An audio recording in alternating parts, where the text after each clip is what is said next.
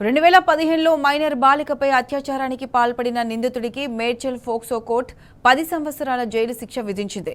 Medchal police station పరిధిలో తమ బంధువుల ఇంటికి వచ్చిన నిందితుడు బల్బర్ అధికారి ఈ దారుణానికి ఒడిగట్టాడు.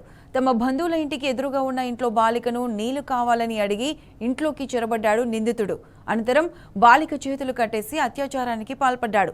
కుటుంబ సభ్యులతో కలిసి మేడ్చల్ పోలీస్ స్టేషన్లో బాధితురాలు ఫిర్యాదు చేయడంతో పోలీసులు నిందితుడిని అదుపులోకి తీసుకుని కోర్టుకు తరలించారు. నిందితుడిపై అభియోగం రుజువు కావడంతో 10 సంవత్సరాల జైలు శిక్షతో పాటు 10,000 రూపాయల జరిమానా విధించారు న్యాయమూర్తి. అదేవిధంగా బాధితురాలికి ₹1,00,000 పరిహారంగా ఇవ్వాలని తీర్పు చెప్పారు.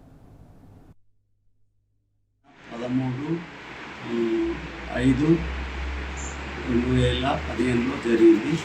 అప్పుడు ఈ నిందితుడైన బల్బర్ అధికారి బాధితురాలిని నీళ్లు ఇవ్వమని అడిగే సందర్భంలో వాళ్ళ చెల్లెను బయటకు నుంచి కాలు చేతులు కట్టేసి అత్యాచారం చేయడం జరిగింది. ఈ అత్యాచారం చేసిన తర్వాత వాళ్ళ ఇంకో సిస్టరు ఇంటికి రాగానే పోలీస్ స్టేషన్కి వెళ్ళి మేడ్చల్కు ఫిర్యాదు చేయడం జరిగింది.